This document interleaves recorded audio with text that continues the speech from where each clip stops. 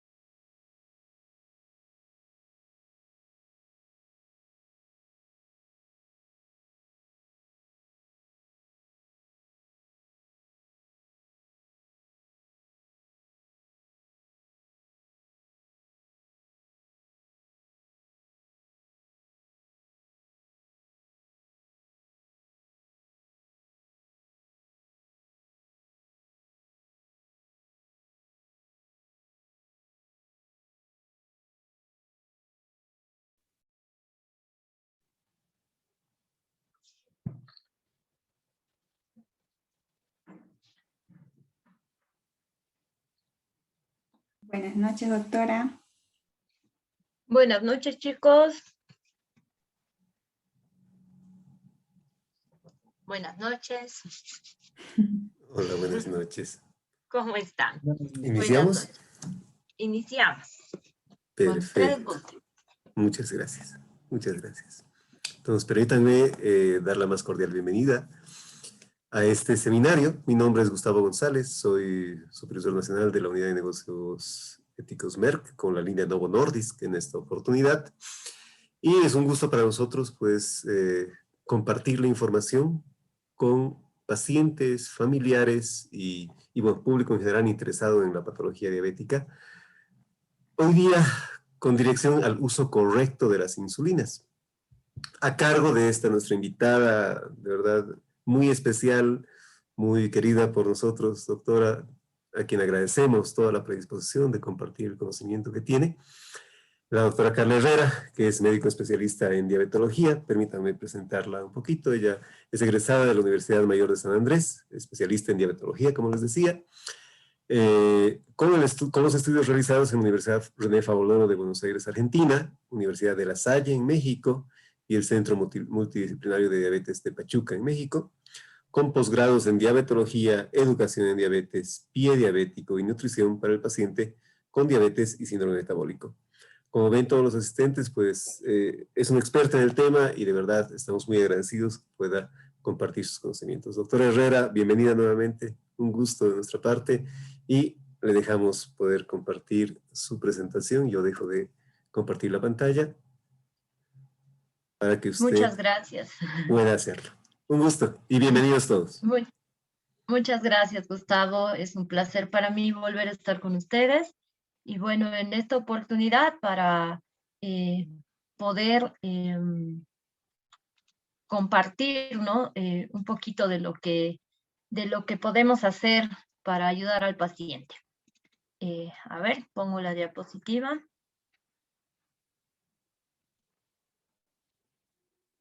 Ahí está. No sé si la ven.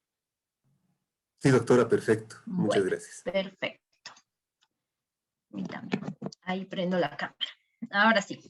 Muy bien. Ahí Bueno, la vemos. Gracias. En esta oportunidad vamos a hablar sobre el uso correcto de las insulinas y esta charla va dirigida no solamente a los pacientes, sino también a la familia, que es el entorno directo del paciente con el que el médico puede apoyarse para una correcta insulinización y un correcto apego al tratamiento. ¿Ya?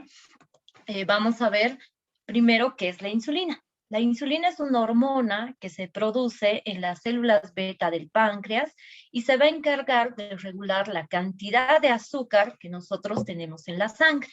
Si ustedes pueden ver los gráficos, la insulina va a actuar como una llave que va a permitir a la glucosa, ¿ya? O va a permitir el paso de la glucosa a la sangre por medio de las células.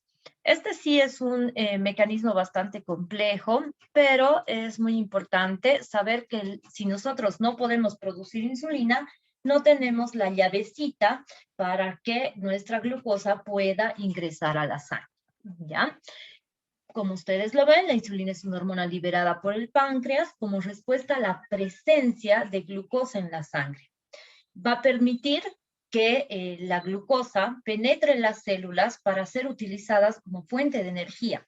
Nuestra principal fuente de energía es la glucosa en la sangre. También. Ahora, la glucosa se va a acumular en la sangre produciendo hiperglicemia. Y esto pasa en los pacientes con diabetes. Producen mucha cantidad de insulina. La célula beta del páncreas produce mucha cantidad de insulina que no es reconocida por las células, entonces no hay esa llavecita. Y toda la glucosa que nosotros podemos producir se va acumulando en las células de nuestro cuerpo y se produce la hiperglicemia, ¿ya? Se va acumulando en nuestro torrente sanguíneo. Ahora, cuando un paciente utiliza insulina, esta sustancia tiene las mismas propiedades que la hormona que nuestro cuerpo produce.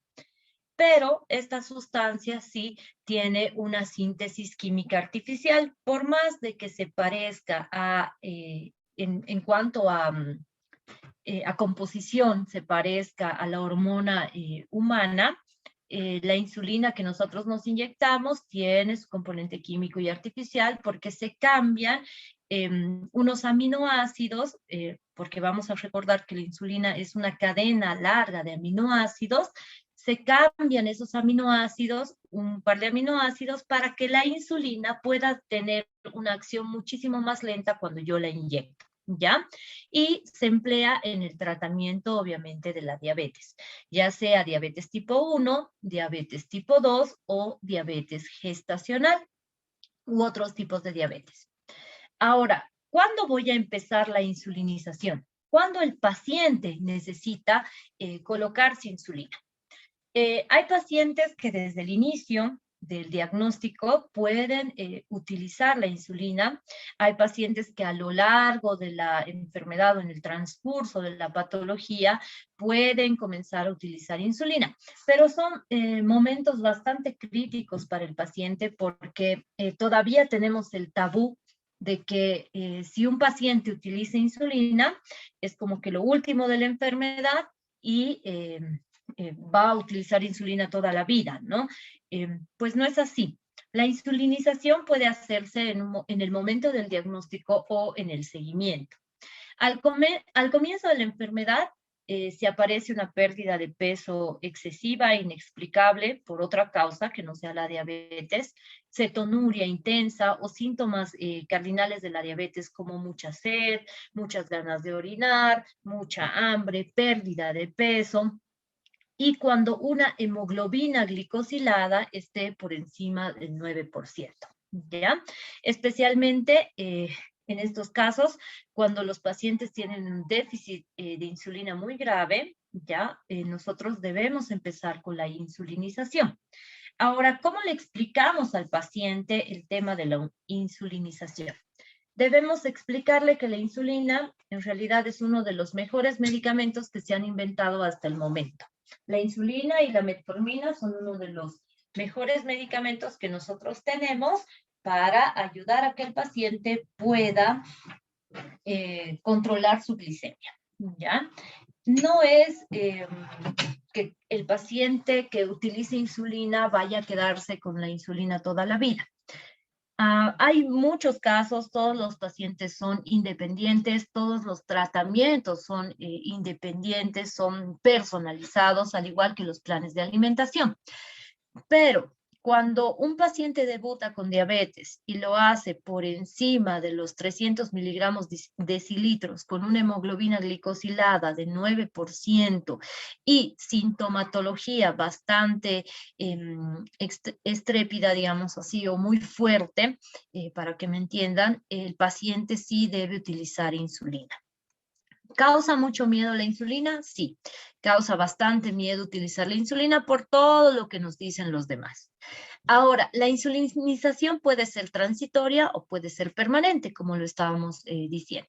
La insulinización transitoria puede utilizarse por periodos muy cortos en enfermedades o traumatismos graves, tratamientos con corticoides, que también recordemos que pueden elevar nuestra glicemia, cirugías mayores o hospitalizaciones con alguna complicación muy grave, pacientes que entran a terapia intensiva con patología no solamente por diabetes, obviamente también ahí está la cetoacidosis diabética, embarazos por diabetes gestacional pueden llevarnos a utilizar por un tiempo la insulina.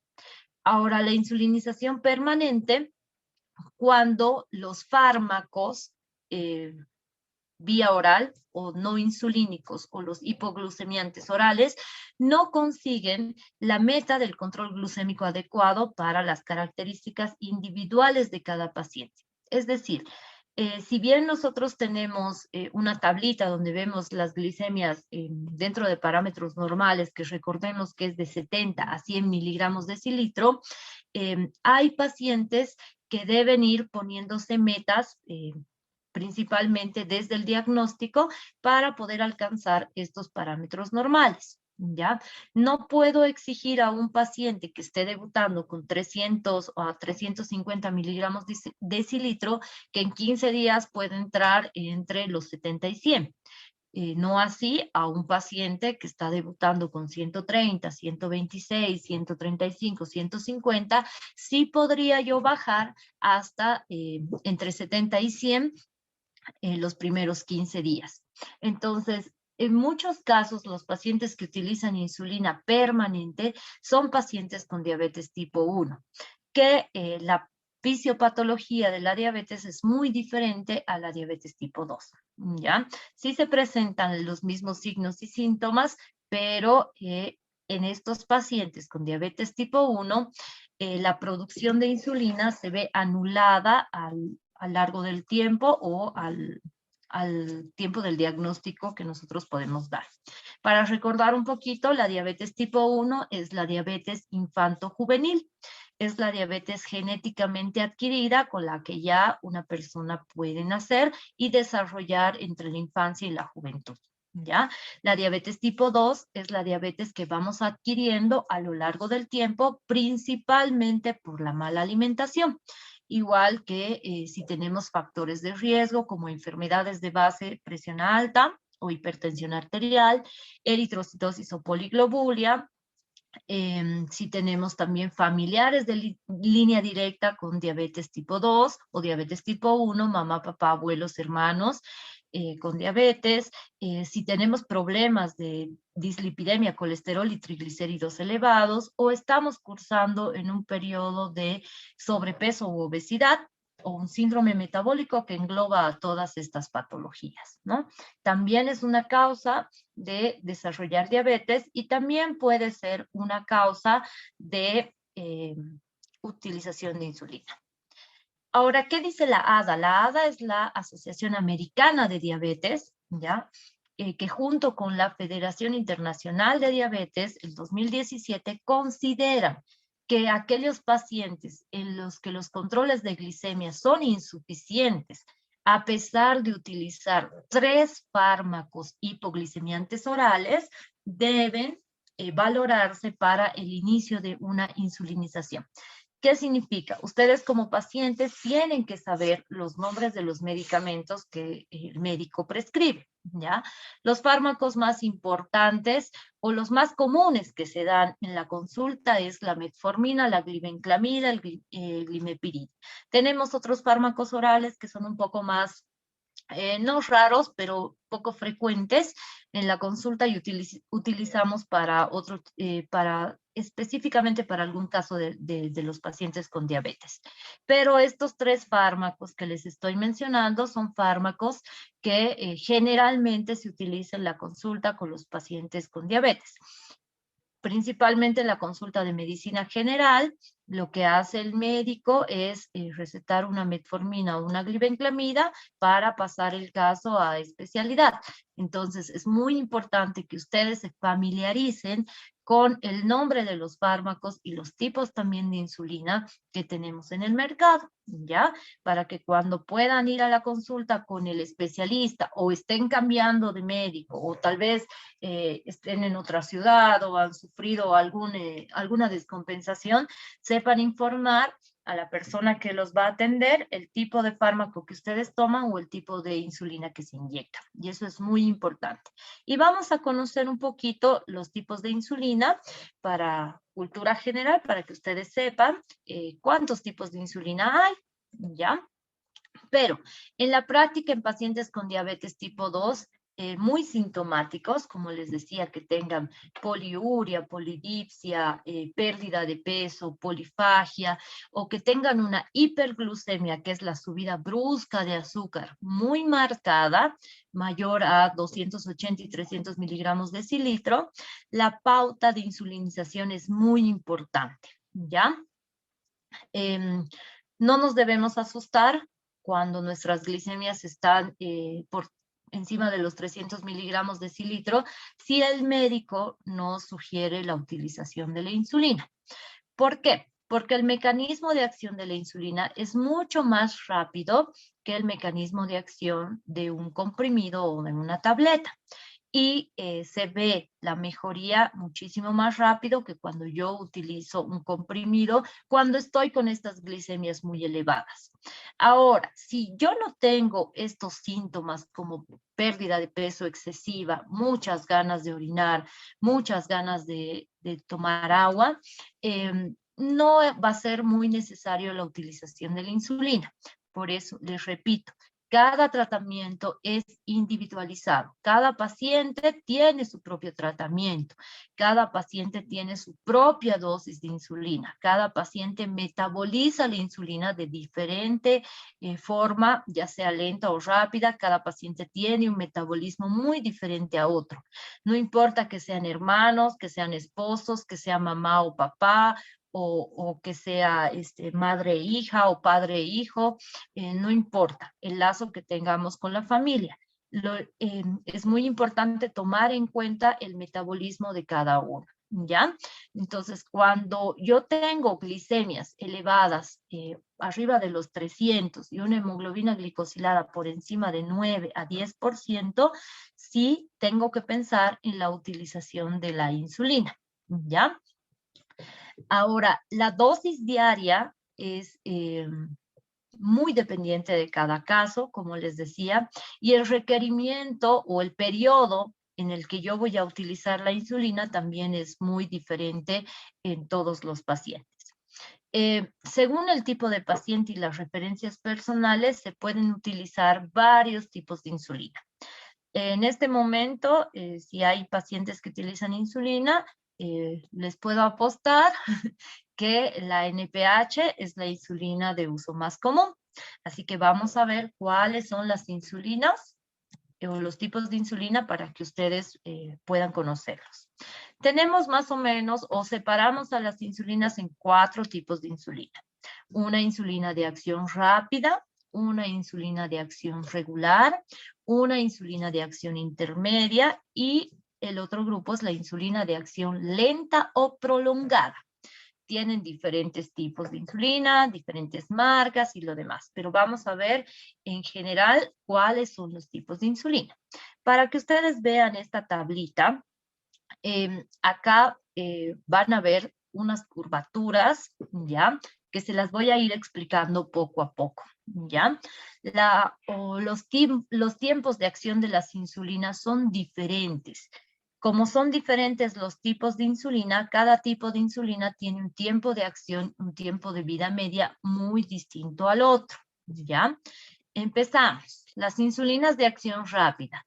Las insulinas de acción rápida o análogos de insulina son un tipo de insulina con alguna modificación molecular que va a permitir su comienzo de acción mucho más rápido que la insulina normal y también una duración mucho más corta, ¿ya?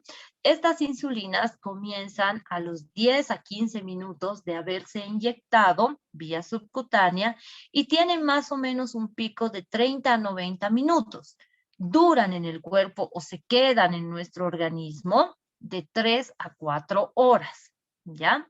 Su perfil de acción o nosotros las utilizamos frecuentemente antes de las comidas, ¿ya?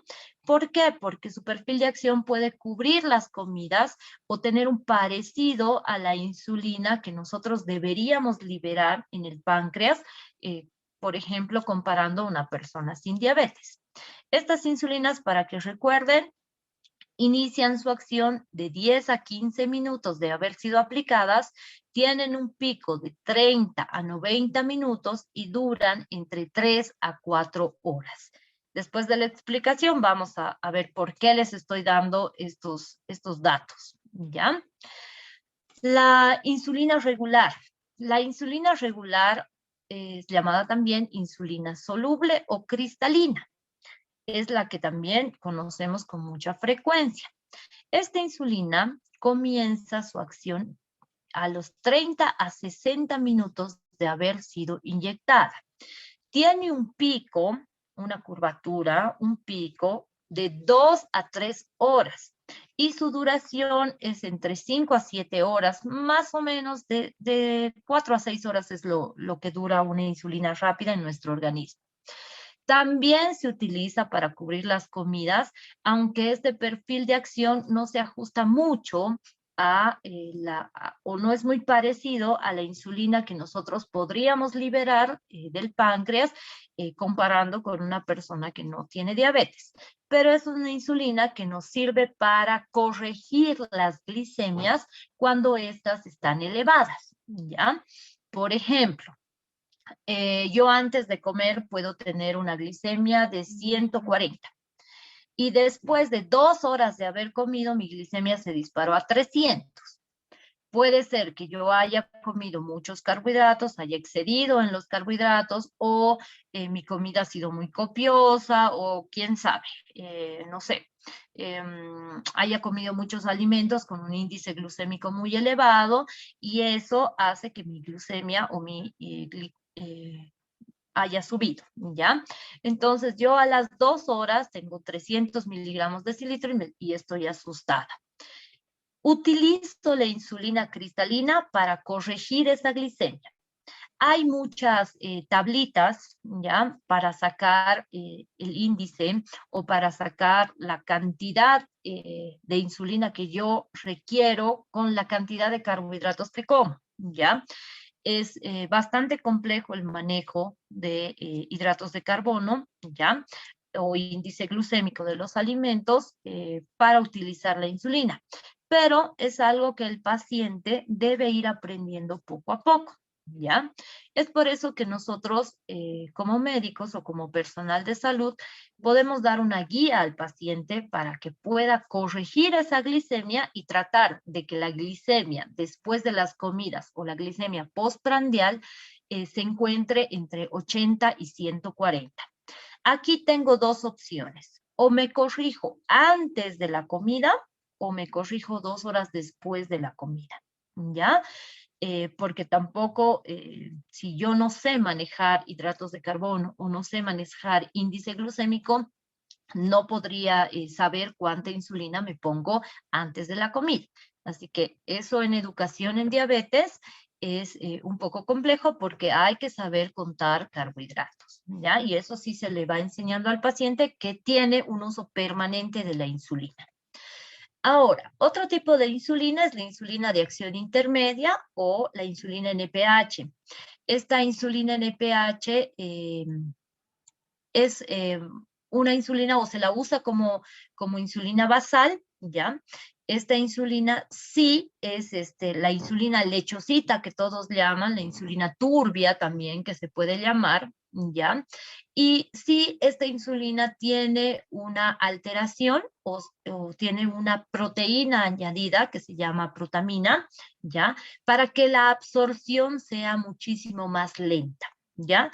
Lo importante aquí es que ustedes tienen que saber a las cuántas horas o al cuánto tiempo se activa la insulina, cuándo hace pico y cuánto dura. Esta insulina se activa a las 2 horas de haber sido inyectada, más o menos tiene un pico entre las 4 y 7 horas y dura en mi organismo entre 10 a 13 horas como máximo, ¿ya? Es muy variable en su actividad, ¿ya? Puede variar obviamente de persona a persona y esta insulina tiene una particularidad. Cuando yo guardo la insulina en la puerta del refrigerador, me voy a dar cuenta que está separada, ¿ya? En dos capitas. Una capa cristalina y una capa sedimentosa, ¿ya? Que es la capa lechosa. Cuando yo quiero mezclar la insulina, ¿ya? Y vamos a ver también cómo se mezcla esta insulina. Cuando yo la mezclo, hago el movimiento para mezclarla, se vuelve una sustancia homogénea, ¿ya? En este caso, lechosa o turbia, ¿ya? Donde se activa la insulina para que yo pueda utilizarla, ¿ya? Y es muy importante esta parte de mover la insulina durante unos minutos antes de inyectarse, ¿ya? También vamos a ver ahora cómo se conservan las insulinas, pero sigamos. Tenemos insulinas de acción prolongada o o insulinas ultralentas. Estas insulinas son 3, ¿ya? Es la insulina glargina, la insulina detemir y la degludec, ¿ya? Estas insulinas inician su acción a las 2 horas de haber sido inyectadas, igual que el NPH. Pero la diferencia entre la NPH y estas insulinas de acción prolongada ultralenta es que no tienen pico y su duración es aproximadamente de 24 horas, dependiendo la insulina que nosotros utilicemos, ¿ya? ¿Por qué es importante saber el tiempo de acción de las insulinas? Para que nosotros vayamos rompiendo el tabú de que si utilizamos insulina nos vamos a volver dependiente de esta sustancia y no la vamos a poder dejar, o si dejamos de utilizar la insulina, no vamos a poder tener una glicemia normal o no vamos a poder volver a las pastillas, ¿ya? Es importante que ustedes se den cuenta lo que dijimos, los tiempos de acción de la insulina y cuánto tiempo se queda en mi organismo. Si la insulina, las ultra rápidas, que actúan a los 15 minutos y se quedan entre 2 a 4 horas en el organismo, yo no me inyecto después de las 4 horas, ya no tengo insulina en mi cuerpo. Entonces no me puedo volver dependiente de algo que no tengo en mi organismo, ¿no? Que sí, es muy importante. Cuando yo estoy utilizando insulina, tener un horario marcado para mis insulinas, para la colocación de la insulina, es muy importante, porque así el pico de acción o el tiempo de acción va a ser estable, ¿ya? Por ejemplo, la insulina NPH no vale la pena aplicarla una sola vez al día si yo no tengo otro tipo de medicación. ¿Por qué? Porque si yo aplico una sola vez al día, esta insulina me va a durar solamente 12 horas. Y las 12 horas restantes, mi glicemia otra vez va a volver a fluctuar o otra vez se puede volver a elevar, ¿no? Ahora sí hay mayor riesgo de hipoglicemia, que es una complicación inmediata de la diabetes con algunos tipos de insulina, ¿ya? Como las insulinas ultra rápidas, como la insulina rápida y como la insulina NPH o de acción intermedia. Sí hay mayor posibilidad de hipoglicemia, pero si yo tengo una buena dosificación, eso no va a pasar, ¿ya? Ahora sí tengo que tener mucho cuidado con el tipo de insulina que yo me aplico, ¿ya? Por ejemplo, hay pacientes que utilizan dos clases de insulina. La insulina NPH, que hemos dicho que es de acción regular, intermedia, perdón, y la insulina cristalina, que es de acción regular, ¿no? Si yo me aplico dos tipos de insulina, tengo que tener mucho cuidado, y esto es muy importante que ustedes también tomen en cuenta, que necesito un glucómetro para poder monitorizar mi glicemia. El paciente que utiliza insulina es un paciente que tiene que tener sí o sí un glucómetro, porque yo no puedo dar o no puedo colocarme una dosis de insulina sin saber con cuánto de glicemia estoy. ¿Qué tal si estoy con, qué sé yo, 90 miligramos de cilitro después de la comida, y como si todas las veces el doctor me recetó que me ponga 10 unidades de insulina cristalina, yo me pongo las 10 unidades de insulina cristalina y me puedo provocar una hipoglicemia, ¿no? ¿O qué tal? Que yo estoy con 350 de glicemia antes de la comida y me pongo apenas 2 unidades de insulina cristalina. No va a bajar mi glicemia. Más lo que yo pueda comer o lo que pueda consumir va a hacer que mi glicemia se eleve aún más. Entonces voy a correr el riesgo de hacer una hiperglicemia hasta una cetoacidosis diabética por el exceso de glucosa que tengo en la sangre, ¿ya? Entonces es muy importante que ustedes sepan que si utilizan insulina, deben utilizar un glucómetro o deben tener a la mano un glucómetro. Es un uso adecuado, es el uso indicado de la insulina, que la insulina siempre vaya de la mano del glucómetro.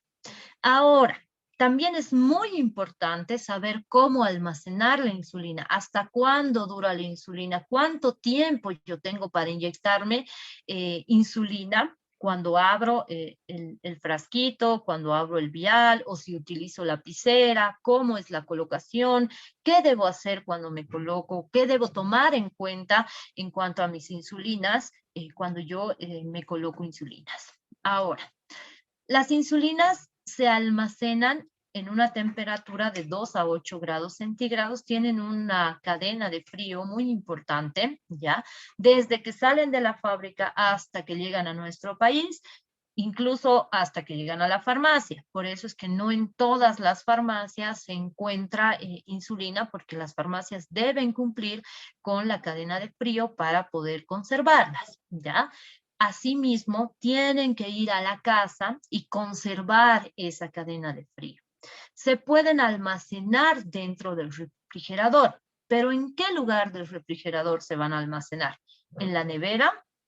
¿Dónde guardo las verduras? ¿Dónde guardo las frutas? ¿Dónde debo almacenar la insulina? Debo almacenar la insulina siempre en la puerta del refrigerador, ¿ya? ¿Y de qué forma?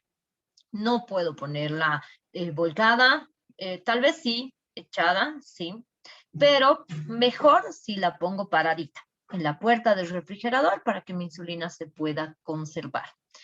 ¿Qué es importante? Es importante revisar la fecha de vencimiento. Es muy importante revisar la fecha de vencimiento de la insulina. En realidad, de todos los productos, hay productos no perecederos como los fideos, el arroz, que también tienen una fecha de vencimiento por exigencia de comercialización, pero como son alimentos no perecederos, no se vencen, no tienen ninguna afectación, ¿no? Pero la fecha de vencimiento está ahí para la comercialización. En la insulina es muy importante que también nosotros veamos la fecha de vencimiento. En algún momento nos preguntaban un paciente o nos preguntaban los pacientes hasta cuándo puede servir después de la fecha de vencimiento de la insulina. Hasta 3 meses después, generalmente pueden servir las insulinas, pero mejor si la insulina se encuentra dentro de la fecha de vencimiento que dice en el envase, ¿ya? Nunca debemos congelar la insulina, jamás, jamás. La insulina congelada ya no nos sirve.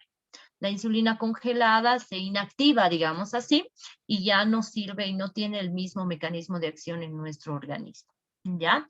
La insulina, una vez abierta, es necesario que sea refrigerada, como dijimos, puede ser a temperatura ambiente en nuestra ciudad, por ejemplo en La Paz, que hace mucho frío, sí podemos mantener la insulina a veces fuera del refrigerador, pero en otros lugares tiene que estar en una temperatura menor a 28 a 29 grados centígrados, ¿ya?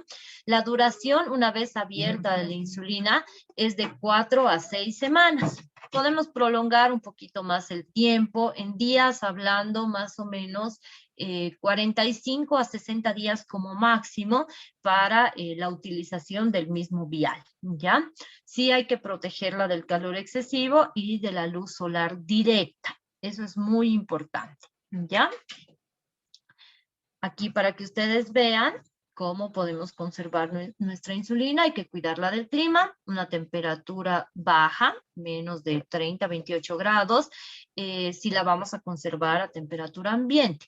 Mejor si la refrigeramos, especialmente en los lugares muy cálidos, ¿ya? Entre 2 a 8 grados centígrados. Hay que ver la fecha de caducidad, protegerla de los rayos solares y almacenarla en algún estuchito que nosotros podamos tener. Si no tenemos un estuche, tampoco es mucho problema, podemos almacenar en la misma caja. Ahora, es muy importante que ustedes sepan cuál es el uso o la colocación correcta de la insulina. Tenemos varios lugares de colocación en la insulina, ¿ya? Pero el más importante o el más utilizado es en el abdomen. A veces cometemos el error de no explicarle al paciente, ¿ya? Cómo colocar la insulina. La insulina se coloca alrededor del ombligo, pero vemos muchos pacientes que no cambian el sitio de inyección y es en un solo lado o efectivamente alrededor del ombligo todas las veces que se coloca la insulina. pueden colocar la insulina alrededor del ombligo, pero en forma de caracol, ¿ya? Más o menos a distancia en unos 5 centímetros a cada lado, arriba y abajo, donde tengamos nosotros tejido celular subcutáneo. Ese es el sitio de colocación de la insulina. Si nosotros colocamos una insulina en músculo, por ejemplo, la absorción va a ser muchísimo más lenta y la colocación va a ser dolorosa. Entonces, para que podamos, digamos, tener una pauta, cuando colocamos insulina, la inyección no duele. La colocación de la insulina no duele. El pinchazo sí, tal vez puede doler un poquito. Se puede sentir, pero la colocación del líquido en realidad no tiene que doler y tampoco tiene que sangrar, ¿ya? Esa es una colocación adecuada de la insulina. Como vemos acá, para que ustedes tengan un poquito más de unas pautas, digamos así, debemos limpiar, hacer una asepsia del lugar con un poquito de alcohol y algodón, cargar la jeringa, ¿ya? Del vial, si es que utilizan vial, o si utilizan lapicera, la aplicación es diferente. Las lapiceras tienen un tambor en la parte superior donde nosotros podemos regular la cantidad de insulina necesaria o la cantidad de insulina indicada por el médico para la aplicación, ¿ya? Si tenemos este tipo de jeringas, las jeringas vienen con rayitas, ¿ya? De 2 en 2, y algunas con números del 10, 20, 30, 40, 50. Otras que vienen por unidades, vienen igual así, 10, 15, 20, 25, 30, 35, dependiendo la jeringa que nosotros vayamos a utilizar. Pero la jeringa tradicional, digámoslo así, viene cada rayita 2 unidades, ¿ya? Para que ustedes se den cuenta. Si el médico a mí me dice que me debo colocar 12 unidades de insulina, tengo que contar 6 rayitas desde arriba para saber que estoy colocando realmente las 12 unidades de insulina. ¿Ya? También es muy importante, si yo no entiendo, debo preguntarle a mi médico, doctor, ¿cuánto es 12 unidades de insulina? Si él tiene a mano una jeringa de insulina, me mostrará. Si no, vemos que cada rayita de la jeringa son 2 unidades de insulina. Entonces, eso es muy importante para que ustedes no se equivoquen. A veces, cuando nosotros le decimos al paciente, se va a colocar 4 unidades de insulina, colocan hasta el número 40.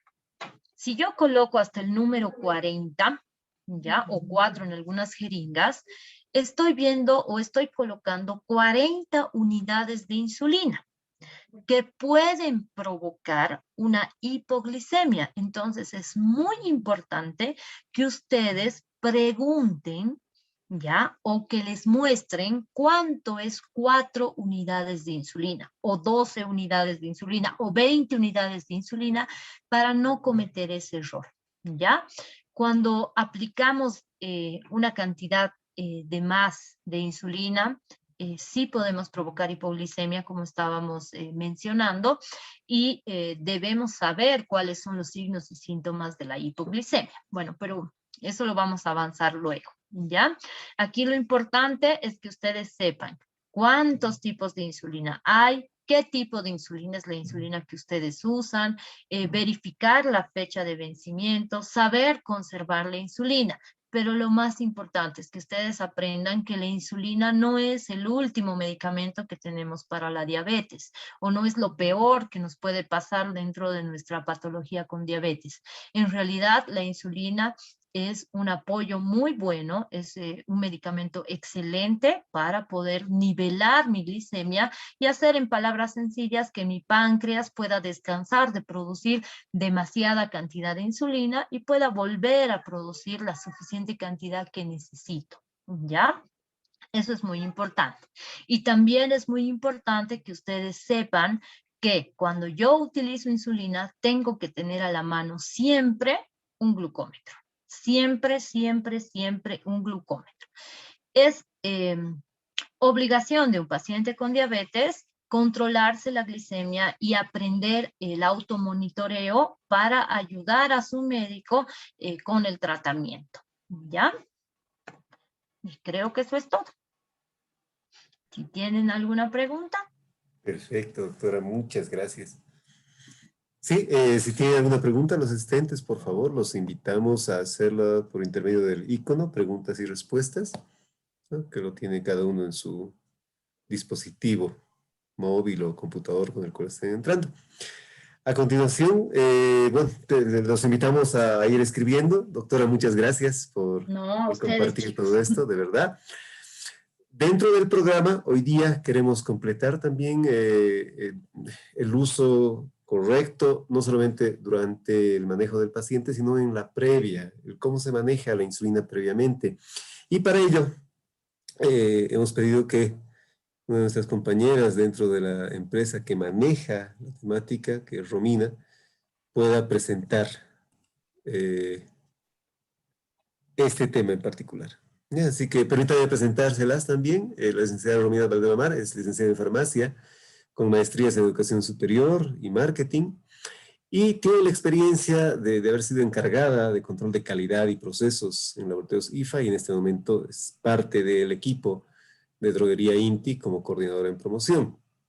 Es por eso que le invitamos, en base a la experiencia que tiene y al manejo en este tiempo de su experiencia personal como control de calidad y también de coordinación en Novo Nordisk, pues que pueda compartir algo de ese tema también a ustedes, para que estén seguros del manejo de la insulina previa al uso suyo y todo lo que ha explicado la doctora. Así que, Romina, te invitamos, por favor, a compartir lo que has preparado.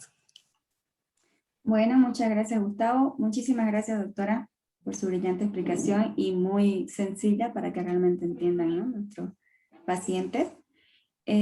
Como decía Gustavo, vamos a hablarles de lo que es la cadena de frío. Si bien es cierto, la insulina es un medicamento que es muy noble y pueden surgir ciertos miedos, ¿no?, ciertas preguntas del paciente. Una de ellas es, ¿será que estoy usando un buen producto? Si estoy usando un producto de calidad. Y nosotros ahí le respondemos, ¿no? ¿Qué es lo que quiere el paciente? Me imagino que el paciente al momento de utilizar un medicamento, en este caso cuando llega a usar la insulina, lo que quiere es tener un modo normal de vida. Entonces poder realizar sus actividades de manera normal, realmente mantener su glicemia, que no hayan esos picos, como dice la doctora, ya sea de hiper o de hipoglicemia. Y nosotros realmente le ofrecemos un producto de calidad, ¿no?, que es un producto que le fueron incorporadas diferentes características, ¿no?, con la capacidad de satisfacer las necesidades del consumidor, del cliente, al mejorar el producto y liberarlo de cualquier defecto. Entonces, lo que le vamos a ofrecer al paciente es lo que él quiere, mantener su glicemia estable, ¿no? Pero ¿qué procesos se siguen para tener un producto eficaz y eficiente? Le ponemos estas palabras eficaz y eficiente porque no es lo mismo tener un producto que diga que le va a bajar la glicemia que tener otro realmente de buena calidad que pueda que le baje la glicemia, le mantenga de una mejor manera la glicemia o que también no le produzca ningún efecto secundario. Eso es importante, depende de la calidad. Hablamos mucho de calidad de Novo Nordisk porque es una empresa mundialmente reconocida que tiene una cadena de frío adecuada y ahí también está el transporte adecuado. Como, bueno, ustedes habrán escuchado, son productos elaborados en otros países y hasta que llegan a Bolivia, hasta que llegan al cliente final, tiene que tener una cadena de frío que realmente tiene que estar certificada, ¿no? Algo que dijo la Organización Mundial de la Salud es que el 50% de las vacunas en todo el mundo llegan sin condiciones adecuadas de almacenamiento, sobre todo de cadena de frío. Y si ustedes ven, las vacunas se transportan en un mayor porcentaje a todo el mundo. Las insulinas no tanto, siendo que hay mayor cantidad de vacunas y llegan con ese porcentaje inadecuado de cadena de frío. Imagínense cómo será con las insulinas, ¿no? Entonces, la cadena de frío, para que ustedes tengan en cuenta y estén seguros de usar un buen producto, es el proceso logístico que asegura la adecuada conservación, ¿no?, dentro del almacenamiento como con el transporte, ¿no?, para que el producto que requiere una temperatura controlada de almacenamiento, ya sea desde su producción, llegue con esa misma temperatura hasta el cliente final. Todos los procesos que se siguen son dentro del almacenamiento, transporte y distribución. también la calificación y validación es muy importante, ¿no? ¿Por qué les mencionamos esto? Porque ustedes tienen que estar seguros de que compren un producto que realmente sea calificado y validado. Una cadena de frío necesita una temperatura de almacenamiento especial. Como mencionaba la doctora, es entre 2 y 8 grados. Y una temperatura de transporte y distribución. O sea que cuando se lo llevó el producto hasta la farmacia, ¿no? Y cuando el paciente de la farmacia hacia su casa, lo llevó, también debió haber conservado dentro de ese rango, ¿no? Aquí vemos un círculo donde incluso aquí se llevó de vía aérea, digamos, ¿no? Muchas veces vía marítima, utilizan diversos medios de transporte, pero todo lo que se utiliza tiene que ser certificado y validado para que realmente se reproduzca la calidad, ¿no? Porque todo tiene que tener documentación. Los instrumentos de medición que se utilizan, importantísimos, son la cámara frigorífica, que es el equipo electrónico, ¿no? Eléctrico para almacenar productos en condiciones adecuadas. El data logger se le llama, o termómetro, como comúnmente todos los conocen, pero son especiales. Es el dispositivo que hace el registro continuo de la temperatura. Y el registro, ¿no? Que es un documento estandarizado donde tiene que ir, ya sea en el almacén, en la empresa que lo trae a Bolivia en este caso, y la farmacia también debería tener, ¿no? Un registro por si ocurriese algo, ¿no? Ahora yo les quiero mostrar el equipo que utilizamos en el almacén de droguería INTI para que estén seguros y tranquilos de que realmente compran un producto de calidad cuando utilizan Novo Nordisk. Tenemos 3 cámaras de frío, como pueden ver, es una cámara estandarizada con certificación a nivel internacional. Tenemos los controladores de temperatura, ¿no? Donde se registran, incluso estas cámaras suenan cuando, por ejemplo, puede alguien dejar entreabierta, ¿no? Entonces tiene que estar bien cerrada, siempre hay un control, se registra cada cierto tiempo la temperatura igual. Aquí vemos las insulinas dentro de las cámaras de frío que están conservadas a una altura elevada del piso, tienen la adecuada conservación, ¿no? La conservación necesaria. Estas son las cajas térmicas, ¿no? Donde se transporta ya desde el almacén hasta la farmacia. Como ven ahí, entre 2 y 8 grados centígrados, ¿no? Que tienen un material especial, que es un material de aislamiento térmico. Como ven aquí, dentro de esa caja hay otra cajita, ¿no? Que tiene un material que conserva la temperatura adecuada gracias a los paquetes fríos. Los paquetes fríos pueden ser a base de gel o a base de agua, como comúnmente lo conocen como hielo, ¿no?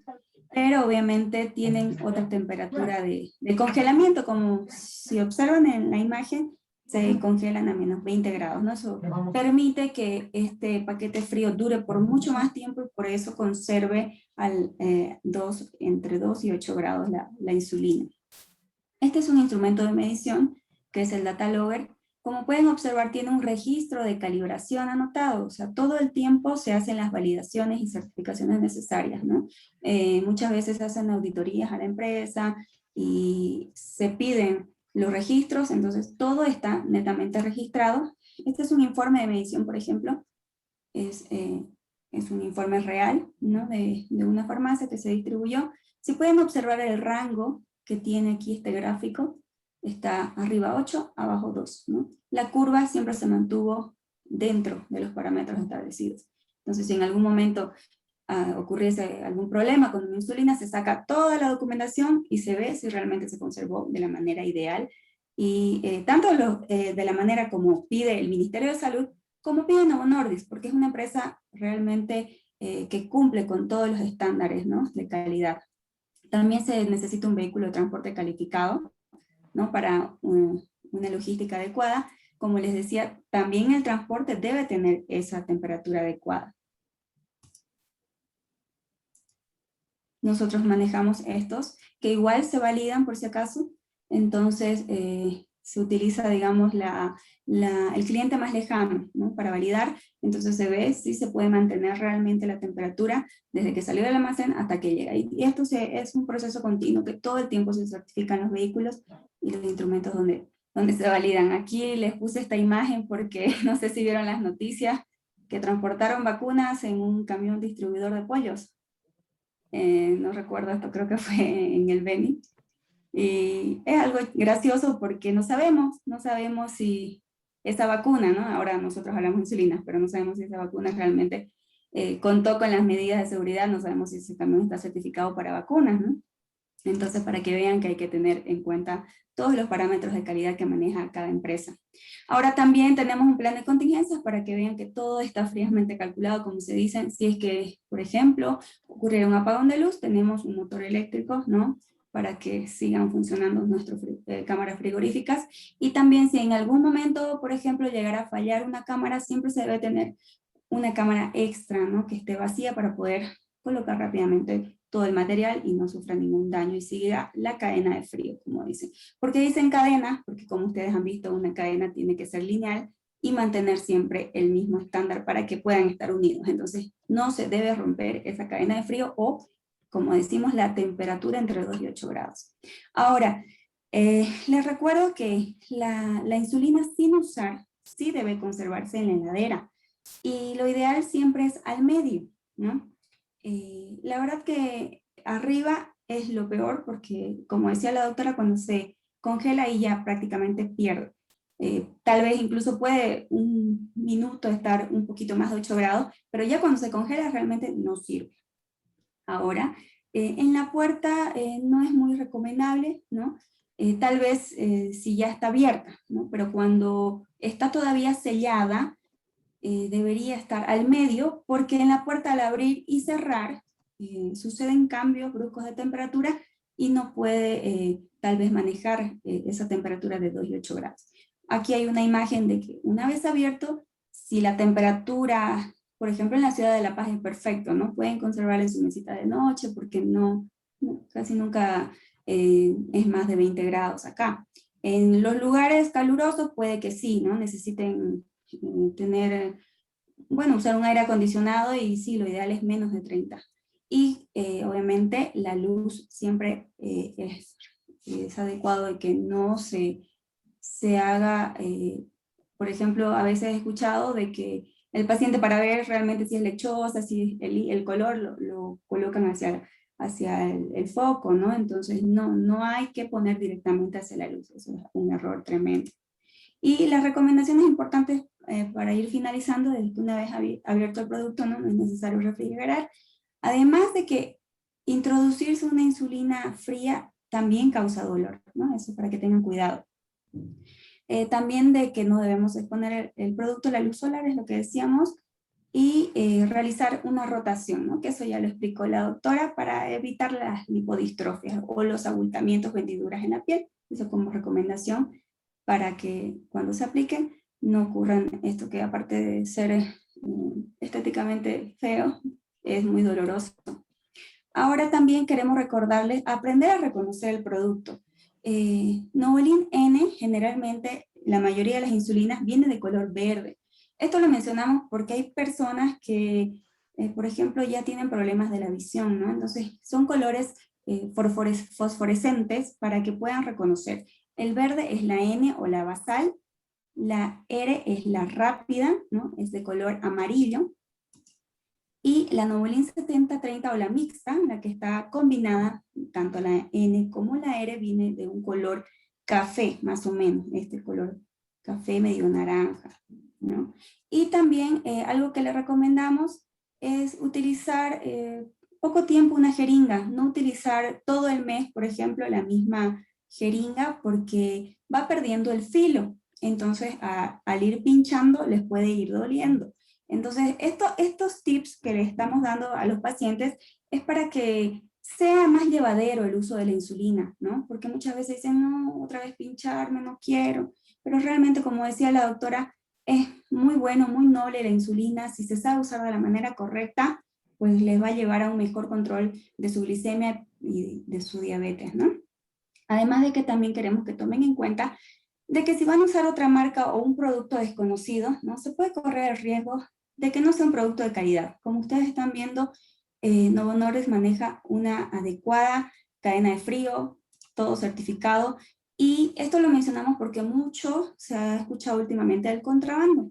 ¿no? Y el consumo de medicamentos de contrabando puede provocar afecciones como alergia, alteraciones del sistema nervioso, incluso la muerte. Muchos excipientes pueden llegar a producirle, por ejemplo, anafilaxis, ¿no? Entonces pueden tener toxinas que no sabemos realmente si pueden llegar a ser letales. Además de que es importante recomendar la adquisición de los medicamentos de un lugar legalmente establecido, y por ende el contrabando es una actividad ilegal que perjudica al país, ¿no? Y genera desincentivo a la industria legal que día a día le pone el hombro al país. Si ustedes ven estas imágenes, son imágenes reales de personas que están metiendo productos por contrabando, como ven, a plena luz del sol. No sabemos realmente si ha utilizado una adecuada cadena de frío, puede ser que estén hasta contrabandeando insulina. Esto se ve muy frecuentemente en las fronteras, ya sea con Perú, con Argentina, ¿no? En Yacuiba.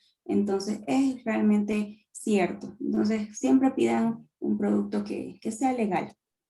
Ahora, la mejor calidad de insulina, les recordamos, nosotros tenemos Novolin 7030, Novolin N y Novolin R, ¿no? Esto fue una manera rápida para que ustedes estén seguros de que si utilizan Novolin con Novo Nordisk, van a tener un producto de calidad.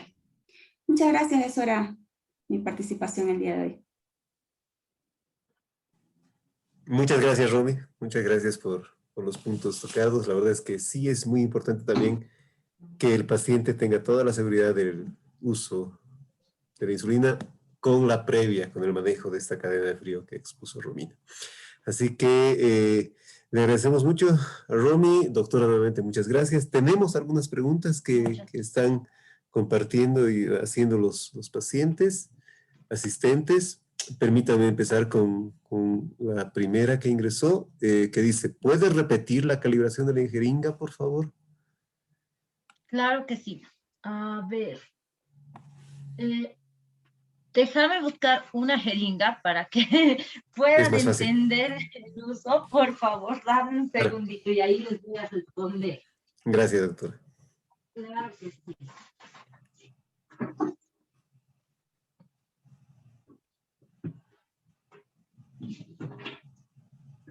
Me voy a traer la jeringa que estaría en la sala para que ustedes puedan ver. Gracias. Así lo van a ver mucho más claro a todos los asistentes. Es algo que de verdad ayuda a que manejen bien la insulina.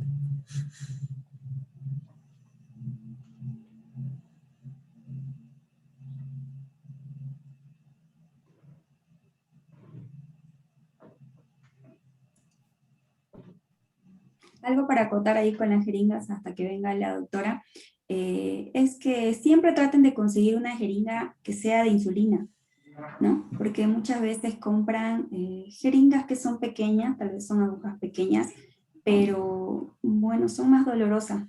En cambio, la jeringa de insulina es especial, ¿no? Eso también es recordarles a los pacientes, que pidan la jeringa de insulina exclusivamente.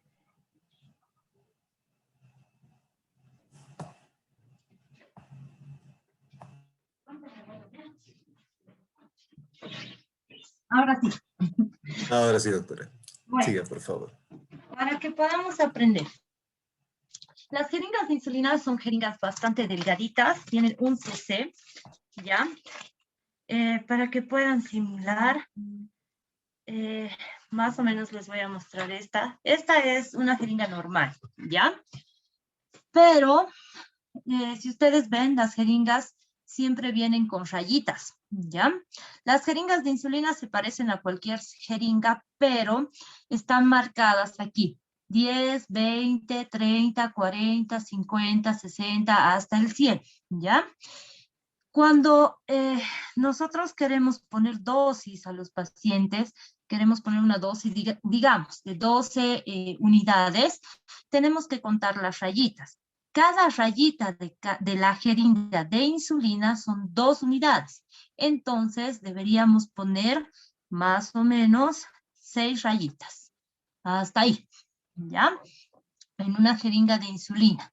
Y eso es muy importante que ustedes sepan, que las jeringas de insulina, cada rayita son 2 unidades y que eso debe calibrarse o debe ajustarse a la dosis que nos da nuestro médico. Es muy poco probable que en una jeringa de insulina podamos medir 7 unidades. Generalmente se dan números pares para que el paciente no se equivoque en la colocación de la insulina.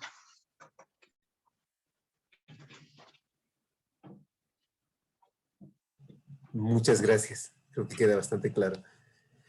Seguimos con la siguiente consulta. En el caso de la NPH, cuando sufre una alteración en la temperatura, ¿presenta alguna consistencia diferente? ¿Se puede identificar? Sí, generalmente la insulina NPH cuando se congela o cuando ya no es utilizable, no tiene esa mezcla homogénea, ¿no? Sí se queda separada, digamos, la parte cristalina de la parte más espesa. Perfecto. Entonces lo pueden identificar y eso es bueno también que lo sepan para ver cómo está, ¿no? Si está en buen estado. La siguiente consulta, doctora, dice, a mí mi doctor me dijo que mi páncreas no me funciona. Por eso me quitó las pastillas y solo me coloqué insulina. Y yo la tengo muy disparada, entre 400 a 500 y algunas veces me bajo a 200. Pero reniego y se me dispara y también quisiera saber más del páncreas, porque no entiendo bien mucho lo que pasa en este tiempo. Bueno, Es un el caso especial. funcionamiento, Ujú. sí, es un caso bastante especial. El funcionamiento pancreático, como habíamos explicado al principio, es independiente de cada persona. Cada páncreas funciona de manera diferente. Si bien todos tenemos que hacer el mismo mecanismo de funcionalidad, el tiempo es muy diferente para cada persona. Ahora, cuando un paciente ya no secreta o no utiliza la insulina que produce su propio páncreas y requiere una inyección de insulina exógena, es muy importante que sepa que cualquier alteración hormonal o cualquier emoción fuerte que produce también hormonas va a alterar la glicemia, va a subir la glicemia. No es normal que un paciente esté con 400 o 500 de glicemia. Esto nos puede traer consecuencias a la larga o complicaciones de la diabetes.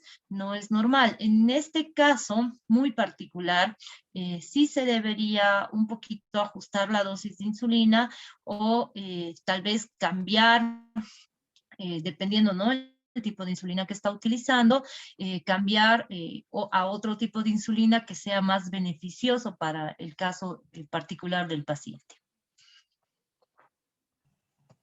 Gracias, doctora. Esperamos que haya entendido un poquito más la señora al respecto. Hay una consulta más al respecto de si la insulina prolongada tiene el mismo precio y cantidad que una NPH. En realidad no, las insulinas tienen diferentes precios, igual difieren mucho de la marca, tienen diferentes precios. Lo que nosotros queremos es que ustedes aprendan el tipo de acción que tiene cada insulina, ¿no? Obviamente hay insulinas como la de Gludet y la de Temir, que en nuestro país no hay, que son insulinas de acción ultralenta o prolongadas, que no las vamos a conseguir acá, que sí se utiliza o son más fáciles de usar, ¿ya? O más llevaderas, pero que también obviamente van a ser un poco más costosas, ¿no? No sé, muchos precios no manejo, pero sé que las insulinas rápidas son un poco más económicas que las insulinas ultra rápidas, que también son un poco más difíciles de encontrar acá.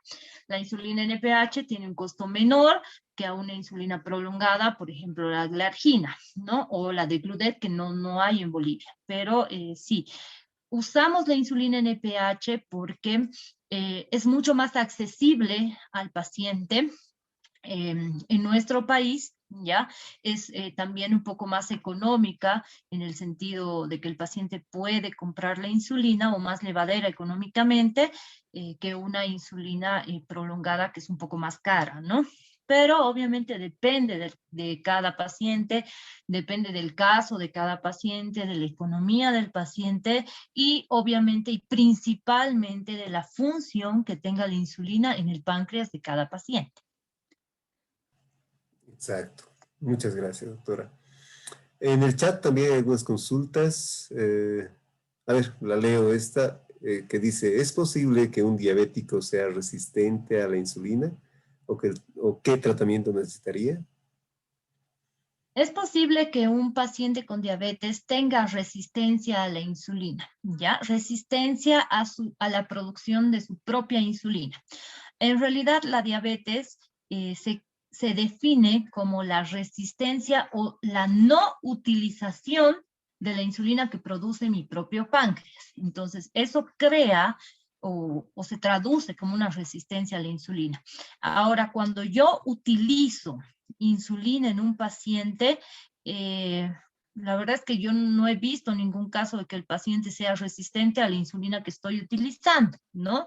Que sí, hay pacientes que, digamos, con insulina NPH y a dosis altas no bajan las glicemias, debo cambiar a otro tipo de insulina o aumentar, digamos así, una insulina de acción rápida para ayudar al paciente a que pueda metabolizar la insulina que yo le estoy inyectando y pueda bajar la glicemia, ¿no?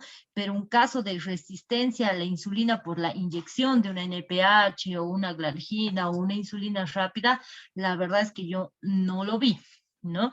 Pero sí vemos todo el tiempo pacientes resistentes a la insulina por el proceso de la diabetes.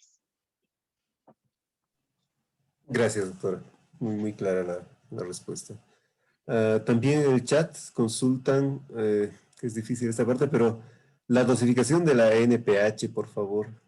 Eso depende de cada La paciente. dosificación del NPH depende de cada persona, ya depende del caso de cada paciente.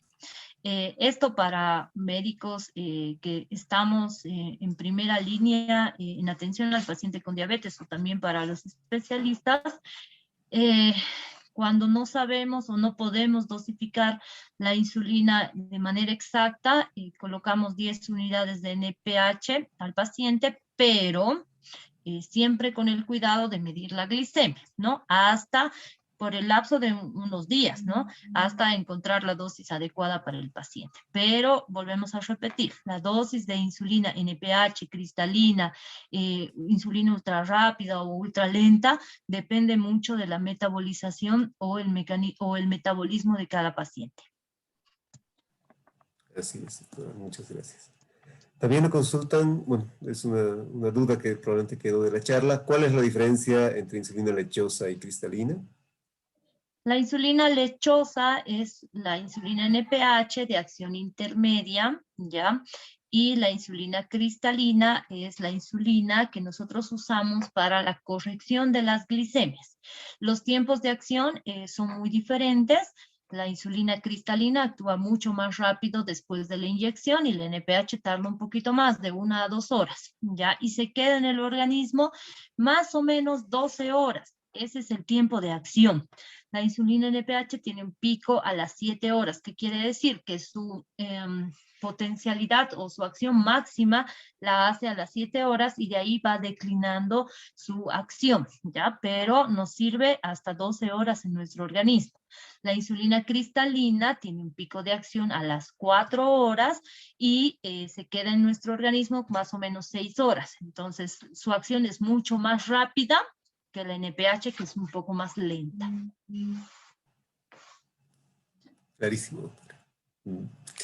Otra consulta que aparece en las preguntas y respuestas. Si envían insulina de Cochabamba hasta Santa Cruz en caja de cartón, sin jalfrío, ¿hay muchas probabilidades de que no dé la misma funcionalidad con el paciente?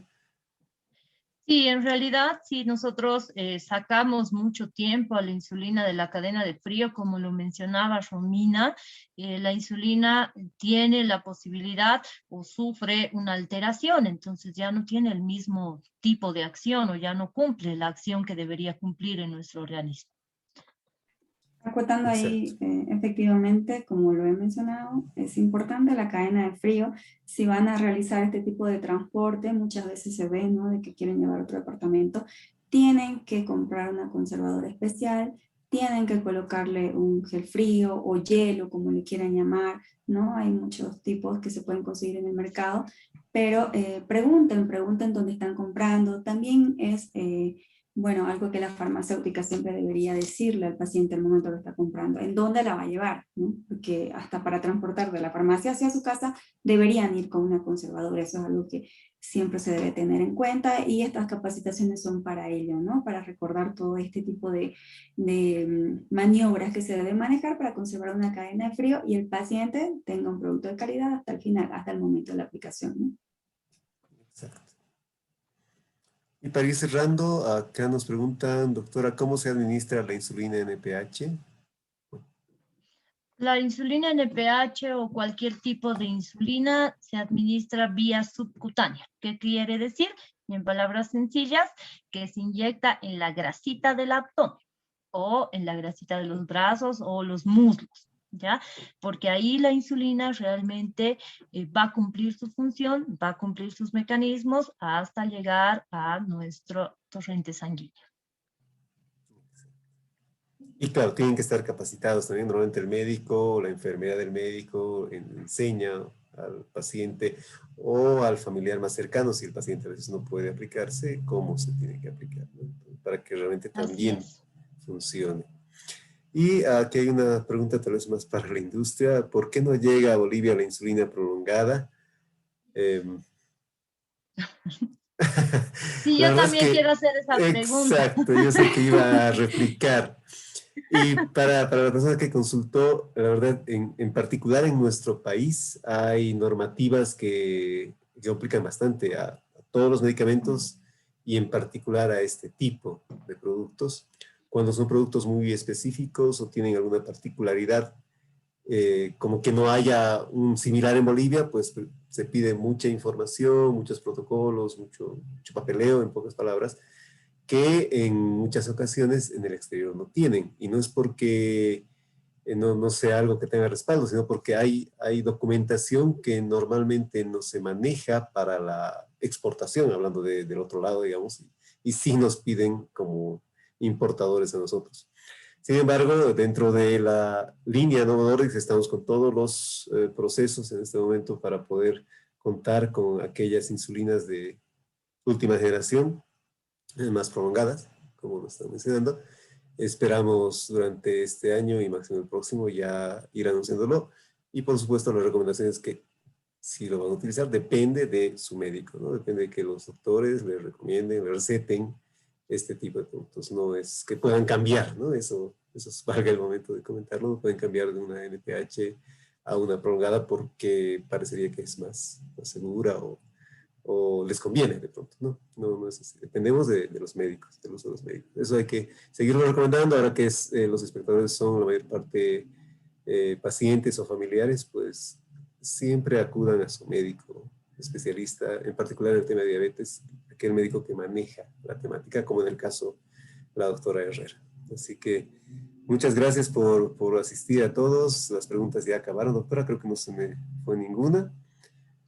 La invitamos a cerrar la charla, doctora. Muchas gracias. Muchas gracias a ustedes, Gustavo. Siempre es un placer acompañarlos y bueno, para mí es un honor que me tomen en cuenta en estos temas. La verdad es que podríamos hablar horas y horas de diabetes, que es algo que realmente me apasiona.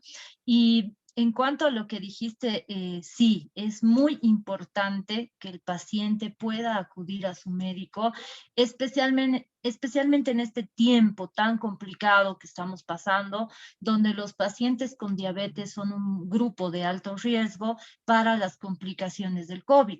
Entonces, si nosotros como pacientes con diabetes tenemos una glicemia controlada, las pruebas de laboratorio al día, estamos con una medicación adecuada, no vamos a tener este tipo de complicaciones.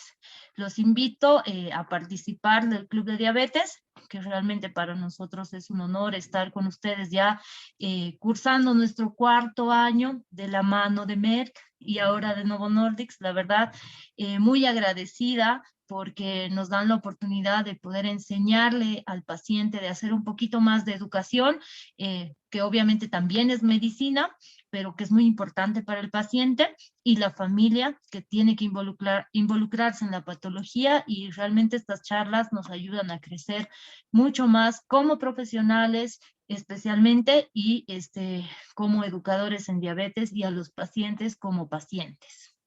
Muchísimas gracias. A usted, doctora. Romina, te invito a cerrar también la parte. Muchas gracias, Gustavo. Muchas gracias, doctora. Como siempre, un placer trabajar de la mano de ustedes, sus conocimientos. Bueno, al finalizar acá, creo que ingresó una pregunta que solamente quiero mencionar de que hay más clubes de diabetes. Hoy día vamos a hablar netamente de insulina. También quieren saber de metformina, glibenclamida, que es muy largo, ¿no? Explicar, quieren saber cómo funciona. Entonces, nosotros estamos encantados de dar este servicio al paciente, ahora hablando de insulinas, para que no tengan miedo, para que sepan cómo usar, para que sepan que, bueno, al menos con Novo Nordisk tienen un producto de calidad y estén seguros, ¿no? Porque como lo mencionaba la doctora, hay mucho miedo, ¿no? Muchas veces, tanto del paciente, incluso del médico, darle. Entonces, estamos tratando de hacer de que todo el personal de salud hablemos el mismo idioma. Entonces, como decían acá, acérquense a su médico, hablen, pregunten, y también a su farmacéutico que siempre recurran, ¿no? Porque cuando ya tenemos este tipo de patologías, generalmente vamos a una misma farmacia, entonces hasta la farmacéutica nos puede ayudar. Eso yo les digo porque, bueno, como decía Gustavo, soy farmacéutica y de verdad que también tiene que ir acompañando al paciente, ¿no? Es necesario que el farmacéutico le diga cómo conservar. Muchas veces van y es cierto, quieren comprar la insulina y llevársela así en una bolsita, y no deberían hacer eso, ¿no? Entonces también estamos trabajando para que este sea un conocimiento general, ¿no? De toda la población. Muchas gracias a todos los que han ingresado. Esto de verdad es un servicio que estamos realizando, ¿no? Esperemos que sea de utilidad. Y vamos a estar con clubes de diabetes, también gracias a la doctora Herrera. Estén atentos para nuevas charlas, ahí se podría responder ya con todo detalle, ¿no? Sobre los fármacos, así que estén atentos, por favor. Gracias, Gustavo. Gracias, doctora. Buenas noches a todos. Buenas noches, Romina. Exacto, Romy, vamos a estar haciendo más capacitaciones, más apoyo a los pacientes. Al respecto de los farmacéuticos, vamos a estar también con farmacéuticos en una próxima oportunidad para hablar del mismo tema. Y, doctora, muchas gracias por estar con nosotros ahora con Novo Nordisk, que sí nos interesa el buen uso de la insulina. Y en una próxima oportunidad estaremos también con los fármacos.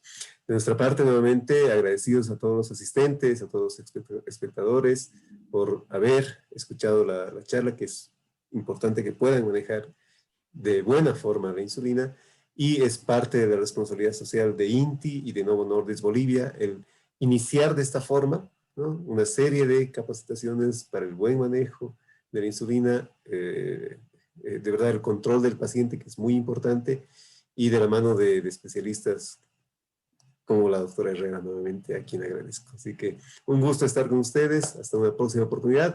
Agradezco también a Mauricio Barahona, que está de representante acá en La Paz, y a los representantes en el interior del país que han promovido también esta charla para poder estar en contacto con los pacientes, con quienes vamos a estar también, a quienes vamos a estar invitando también en las próximas oportunidades. Así que un gusto para mí, un gusto estar en contacto con usted, doctora, y ya la llamo enseguida. Gracias, que tengo Gustavo. un par de puntitos que comentarle. Claro que sí. Un beso hasta Tarija. Gracias, Omar, Eso, ahí Belén, está. Héctor, Héctor. que bueno, igual nos están acompañando, y no es propaganda, ya, por si acaso. Pero la NPH, Novolin N, para mí es espectacular. Muchas No es gracias. propaganda. Es experiencia y eso es muy bueno. La Es verdad experiencia. Sí, realmente es muy buena. Gracias, doctora. Gracias, chicos. Gracias. Un gusto nuevamente y hasta una próxima. Gracias a todos. Buenas noches, cuídense. Chao. Chao. Chao. Buenas noches.